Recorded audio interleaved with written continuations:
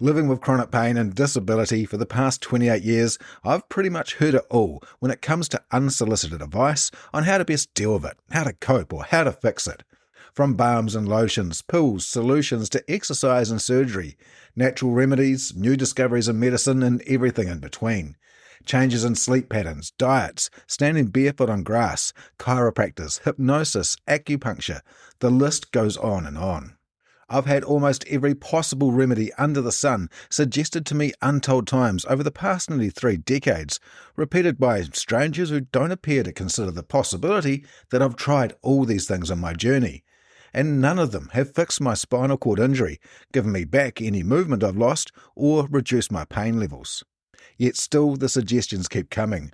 I've had friends tell me to make cards detailing my injury and everything I've tried, just to hand out when someone starts suggesting yet another surefire remedy.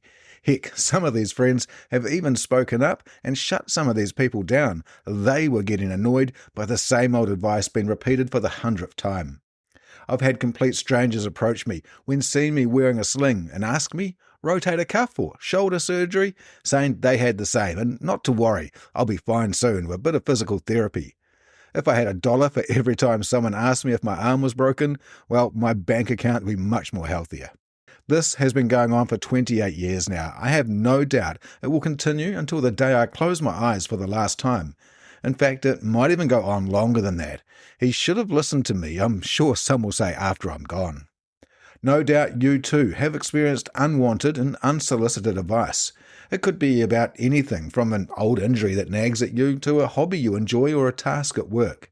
Invariably, someone will come along and offer suggestions on how to do it better, faster, or the way they've always done it. Often our response is one of frustration and annoyance. We know what we're doing and we're quite fine, thank you. Or we've tried all these suggestions before and are happy doing it the way it works for us. Won't these people just take their advice and shove it where, well, you know where. In the pain community, I see this a lot, never-ending angst, frustration, annoyance from people living with adversity who have others suggest this, that, and everything else to help them. There are even memes made about it, ridiculing the suggestions or criticizing people for thinking that sufferers haven't already tried these options. Posts and comments begging people to change their behaviour because this often unsolicited advice is offensive, degrading or insulting to them. For me, however, it is none of this at all. How is this possible when so many people say these type of comments make them angry, make them sad, make them frustrated or make them feel violent? Well, this is where I disagree, and it often puts me in a position of being vilified. I mean, I too could demand that people stop coming to me with advice on how to best live my life with my condition, and I'm sure that I could present a strong enough argument to convince them. But that would mean a never-ending task ahead of me. I mean, I meet new people all the time. I would need to do a lot of arguing to try to ensure they don't frustrate me. Or I could change what I actually can, my response, and never have to feel frustrated again. You see, I know that the actions and words of others do not have any control over how I feel or act. I firmly believe that I am at all times responsible for my actions and feelings. Now sure, when someone says something to us that we deem to be offensive or upsetting, getting angry or upset in reply might be an easy choice. It might even be the default response. But we don't need to cling to that response. We are all human and have our initial reactions to our experiences, but holding on to those negative feelings is us choosing to feel that way. And that's a decision I don't want to take. No one's words or actions can make me feel anything. Whether we like to admit it or not, it is only us who have control over our decisions. I cannot control how other people act. That is 100% out of my power. What is in my control, though, is how I act. Yes, I may have heard 1,000 times before to try this or do that, but all these people with these suggestions are trying to do is to offer help, to feel like they can connect and maybe offer something to another human. I may have heard it numerous times before, and I'm sure I've at least investigated it as well as if not tried it, but to this person, well, this might be their first interaction with me, and they're just trying to help. So I smile, I say thanks, and I'm genuine about this. I let them know what I've tried and how I actually manage it. They don't know my history, they're just trying to be kind and compassionate. And look, even if they're not, well, I'll still view the exchange in a way that benefits me, not in a way that harms me. because for it to harm me, I must first choose to be harmed. Marcus Aurelius, early on in Book 4 of Meditations, echoes this sentiment. Choose not to be harmed, and you won't feel harmed. Don't feel harmed, and you haven't been. For any harm to be done to our will, we must be complicit in taking the harm, and that is done by our decisions. Just as I choose not to be harmed by words, mere sounds made by the movement of air from our vocal cords that are spoken by others, and I'm not harmed, those that choose to be harmed by how others behave indeed will feel harmed and therefore are. Stoicism has at its core some very basic and easy to follow lessons that are common across all of its teachings. Of particular importance to this subject is what we can and cannot control. This too is very simple and easy to understand. What is in our control is our will, our ability to reason with our impressions, the events that happen to us, and how we act, think and react based upon our reasoning. The rest is out of our power to control. Health, physical freedom, material possessions, family, friends, strangers, all outside of our control. Once again, in Meditations, Marcus reminds himself of this, especially within his role as Emperor of Rome. This time, at the very beginning of Book 2 of Meditations, he writes to himself the following. When you wake up in the morning, tell yourself, the people I will deal with today will be meddling, ungrateful, arrogant, dishonest, jealous and surly. They are like this because they can't tell good from evil. But I have seen the beauty of good and the ugliness of evil, and have recognized that the wrongdoer has a nature related to my own, not of the same blood or birth, but the same mind. There's 3 parts to this quote I feel are important to identify. Firstly, he knows that other people's behaviour is not in his control, that there will always be those that do wrong by us, with or without intent. And secondly, that we are all of the same nature. None of us are free from doing wrong. Finally, and I feel this is very important to consider, that they are like this because they can't tell good from evil. Why is this so important? Well, Stoicism teaches that people only do what they think to be right. Whether that is for others or themselves, it doesn't matter. No one seeks out to do what is wrong. Even a thief acts in the belief that what he or she is doing is right for them. We often hear people asking how someone can sleep at night with what they have done, and the answer is simple, because they believe they were in the right. Now, of course, we can be completely misguided in what we believe to be right, but this aside, we all act thinking that in some way we are in the right. One of the goals of living a Stoic life is achieving peace and tranquillity, no matter what comes our way. To not be jerked around by life like a puppet on strings, instead to use our ability to reason with what comes our way, our impressions, and adjust our thinking and perception to allow us smooth sailing no matter how stormy the waters are, to act in accordance with what nature sends us. In our lives in this modern hectic world, we find ourselves constantly facing situations that test us. Demands at work and at home, balancing responsibilities with leisure, facing ever-increasing costs of living with incomes that often struggle to match pace. Then we add in the interactions we have with other people day in and day out, people who can be rude, interfering, deceitful and overbearing. And often these interactions can lead to frustration, which can be the final straw that breaks the camel's back. Again, Marcus writes to himself on this matter. In Book 9 we read, when you run up against someone else's shamelessness, ask yourself this, is a world without shameless people possible? No. Then don't ask for the impossible. There have to be shameless people in the world. This is one of them. The same for someone vicious or untrustworthy or with any other defect. He reminds himself that nature has given him tools to deal with this, kindness as an antidote to unkindness, the ability to set others back on course if they stray, and the knowledge that none of the people he is upset about have actually done any harm to his will, his mind. He also chides himself for not realizing that unkind people will do unkind things, that thieves will steal, that untrustworthy people are not worthy of his trust. To expect otherwise is a fault of his, not theirs. It is, as he states, expecting a fig tree to not grow figs, a baby to not cry, a horse to not neigh. If you're upset because a thief stole from you, Epictetus tells his students, aim the blame at yourself for putting value into material items. He recalls of hearing a noise from his window one day and running to investigate the source, whereupon he discovered a thief had stolen his iron lamp. He realizes that the temptation to the thief was too high, and so decides to replace it with one that was cheaper, made of clay and less attractive. That's not to say we shouldn't own nice things, but to be aware of not putting value into them so much that we are devastated if a thief were to take them. The thief's actions are not in our control, and they will always exist. To expect otherwise is our fault. It is vitally important that in these situations we understand what is in our control and what isn't, and that we put that into practice. Just as Marcus in his time had to interact with people who rubbed him the wrong way, so we will too. People will offer unsolicited advice when it's the last thing we want. We can't change that. What we can change, though, is how we respond. That's where we find the peace and tranquility we are searching for, not within the actions of others, that's impossible, but within our own actions. Nowhere more evident of this to me is in the online environment. Social media is an amazing tool, right? Connecting people throughout the world, whether it's Facebook, TikTok, X, Instagram, whatever flavor or flavors you choose, you can find like-minded people who share interests and passions with you. It has broken down social barriers like nothing we have seen before, allowing people who once felt isolated and alone to find themselves amongst new friends.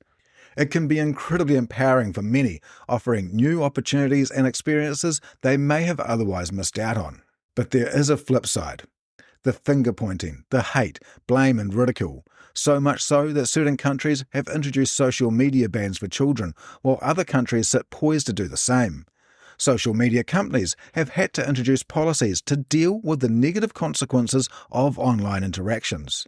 It has become a two-edged blade now, allowing us not only greater exposure to those whose thinking aligns with ours, but also those who don't. And the internet quite often affords us something real-life interactions don't, a lack of real-world consequences for our actions, which can strengthen many people's position on their opinion. We've all seen this play out before, and it can even be over the most minor of things too. Post an article, a link, even just your opinion on an issue, and almost without fail, you'll find someone will voice their opposition. Nothing wrong with that, of course. We are all individuals with our own beliefs, and healthy discussion and debate can be good for society. Maybe it's as simple as correcting a mistake someone made online about a well-known fact, seemingly harmless, right? It's where it can descend to from here that's the issue at hand. Hate, straight-out abuse, even threats of violence. Any attempt at arguing back only brings more attacks, more abuse. I've often remarked that the rarest thing on the internet is an argument settled. I've been through it myself, and there comes a point where you realise this is all pointless and only adding unnecessary drama to your life. Minutes turn into hours, and you realise you've just spent an afternoon thinking about a comment some random stranger on the internet made. Or we correct someone's mistake and come back to the site hours later to find half a dozen notifications telling us how wrong we are. All for what? We didn't win anything. There was no reward. Instead, there is angst, regret, frustration, and this all could have been avoided if we'd just heeded Marcus's advice on sharing opinions. While he had no experience of social media, he certainly knew of the pitfalls of opinions and correcting others' mistakes. Again, in Meditations, Marcus writes to himself on these topics. In Book 6 he writes, "You don't have to turn this into something. It doesn't have to upset you. Things can't shape our decisions by themselves." Later, in Book 7 he tells himself, "It's silly to try to escape other people's faults. They are inescapable. Just try to escape your own." Then, in Book 9 he mentions, "Leave other people's mistakes where they lie." Now, while Marcus never had to wake up to notifications blowing up on his phone or computer, his advice is still relevant to our modern times. We don't have to turn this, whatever it is, into something. We don't need to have an opinion on it, and if we do, well, we don't need to share it. What someone posted online doesn't need to upset us. We have to choose to be upset by it. Remember what we can control and what we can't. We control our will, how we reason with our impressions. The impression, in this instance, is what someone wrote online. It is up to us whether it is offensive to us or not, whether it upsets us. We have to make that decision. Remember, things can't shape our decisions by themselves. So what if someone posted something factually incorrect online? That's a fault of theirs, not yours. And if someone acts on that misinformation, well, that's their fault too. Don't try to control what others do to correct their faults. Just focus on yours. Leave other people's errors where they lie. We don't have to always show people that we are right and they are not.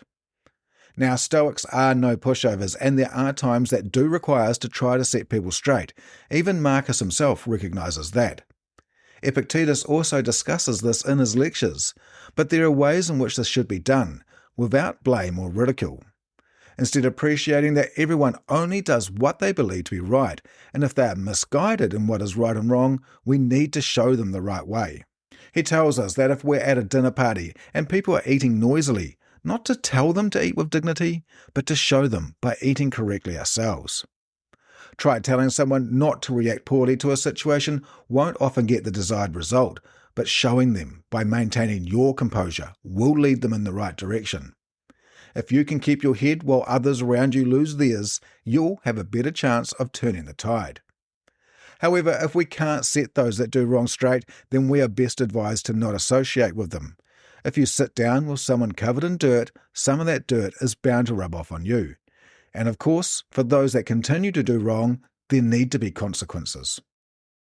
There's no denying that we like to be recognised for our efforts and actions in life. It feels good when people heap praise upon us and pat us on the back. It can lift us up and make us feel that what we have done is worthy and important. But just as social media has a flip side, so does recognition. If we don't get it, we feel dejected, and if we get heckled for our efforts, well, this can be devastating to many. We might feel like the wind has been taken out of our sails and we are left floundering. In effect, we are letting our happiness and our worth be determined by something out of our control, which is very dangerous to us. If what we're doing is the right thing to do or say, then what part does recognition play? None. This isn't just my belief, it's one I share with Stoicism too. Epictetus tells us to never depend on the admiration of others, that personal merit is not found in what other people think of us, that even those that love us won't always agree with our ideas, nor share our enthusiasm, or even understand us. In Meditations, we find this quote from Marcus. When you wake up, ask yourself, does it make any difference to you if other people blame you for doing what is right? It makes no difference. He rejects recognition as something we should prize in ourselves, calling public praise as nothing more than the clacking of tongues. Who are these people that we hang our worth on, the ones who applaud or heckle us? Are they really people who we want praising us? If you were to be applauded for your words or actions by those guilty of horrific crimes, would that be praise you'd be proud of? History is dotted with ideas, proposals, and theories that have not only been rejected by the masses, but also the experts, ridiculed even, only later to be accepted as convention. Had the people behind these ideas listened to the experts, then humankind would have missed out on many important discoveries. Marcus tells himself, "Look at who they really are, the people whose approval you long for, and what their minds are really like. Then you won't blame the ones who make mistakes they can't help, and you won't feel a need for their approval." Epictetus lectured his students on this subject too, as we find in Book 1 in Discourses. He tells them that someone who is properly grounded in life shouldn't have to look to outside themselves for approval. That if you have satisfied your desires and your aversions agree with nature, if you exercise impulse and refusal as you were born to do, then why would you seek the approval from those that haven't? If you were an accomplished musician, you wouldn't take criticism from someone who cannot play, like a doctor wouldn't take advice from someone unqualified. This is also powerful knowledge for when confronting nerves when performing in front of others, whether it's a speech you have to give or a musical performance. We can practice and practice beforehand until we've got our speech nailed down tight or know every note we need to hit. But when we find ourselves in front of an audience, we start to get nervous, worried that we will fumble our words or strike a wrong note. Why? Because we are trying to control how the audience reacts to our performance, which we simply cannot. Instead, focus on what you can control, your actions, and forget what the audience thinks. If what you do is right, then the opinion of others does not matter. The same when approaching people in positions of power, maybe someone at work. Epictetus tells us, It is not in a good person's nature to grieve, complain or whine. They don't go pale, tremble and say, "What kind of hearing or reception will he give me?" Idiot. That's his concern. Don't concern yourself with other people's business. It's his problem if he receives you badly, and you cannot suffer for another person's fault. So don't worry about the behaviour of others. That's easy to say, of course, but how can we actually do this? Again, we give 100% focus to what we can control and 0% focus to what we can't. How this person of power receives us is out of our control, so we do not worry about that. But there are potential consequences to how we are received, right?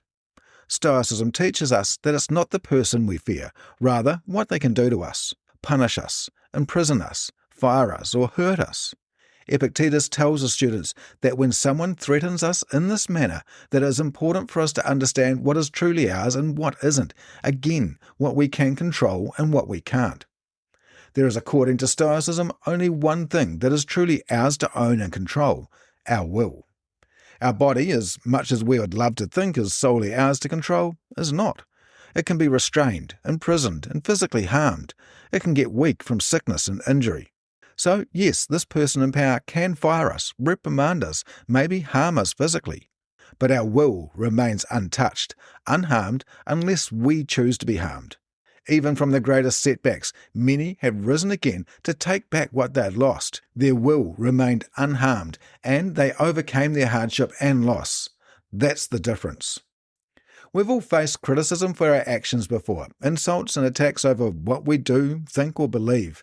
People have maybe expressed hate for what we've said or done, even if we were arguably not in the wrong in the eyes of societal norms. If we're not sure of ourselves and firm and steadfast in our beliefs, well, this can shake us to our core, leaving us questioning ourselves and our actions. Many Stoic figures have faced such responses to their actions and words in their lives, and not just from the few, but often from the many. While I'm just an everyday Stoic, I too have been met with a barrage of condemnation over my personal Stoic beliefs with not only pain, but life in general. And I've had to find ways to handle this. I am only human after all. Stoicism has most certainly played its part in helping me cope with this, so that now I no longer fear what others might say, but I welcome it. After all, if what you're saying is right and everyone agreed with you, what would be the point in saying it at all? Again, we can turn to Marcus for some timely insight. No matter what anyone says or does, my task is to be good, like gold or emerald or purple repeating to itself. No matter what anyone says or does, my task is to be emerald, my colour undiminished. There will always be those that oppose what we do, but if what we're doing is right and good, then we should not be swayed or shaken by these people. Our colour must remain undiminished. As he reminds himself in Book 6, no one can keep you from living as your nature requires. It often says more about the person attacking or criticising and ridiculing us than it does about us or our message. Someone who is grounded in themselves and sure of their position doesn't need to punch down to make their point or have their voice heard. As Marcus writes, when you face someone's insults, hatred, whatever, look at his soul. Get inside him. Look at what sort of person he is. You'll find you don't need to strain to impress him. And to add to that, enter their minds, and you'll find the judges you're so afraid of, and how judiciously they judge themselves. Most of us at some stage in our lives have stopped to wonder what someone else is thinking about us. Whether it's something we can't change, like our physical appearance or family, or something we can, what we said, what we're wearing, our hairstyle, the car we drive, the home we live in. It's all too easy to catastrophize our thoughts and think the very worst. We might think everyone's eyes are on us, judging us, comparing us to themselves. Yet we don't know that for sure. They might be thinking the complete opposite. They might be judging themselves, comparing what they have to what they think we have. Or they might not be thinking of us at all. This is actually more likely. But what if they are thinking poorly of us? How does this affect us? Well, it can't. But we can. What goes on in the minds of others cannot have impact on us unless we choose to invite those thoughts in. And they're not their thoughts, simply what we think they are thinking. Marcus dealt with this too, reminding himself that nothing that goes on in the minds of others can harm you. Then where is the harm to be found? In your capacity to see it. Stop doing that and everything will be fine. As Epictetus told his students, it is us that create the problems for ourselves through our opinions, including what we think others are thinking. I'm sure you have seen someone make a mistake or act foolishly before. No doubt you had an opinion on their behaviour that you didn't share with them.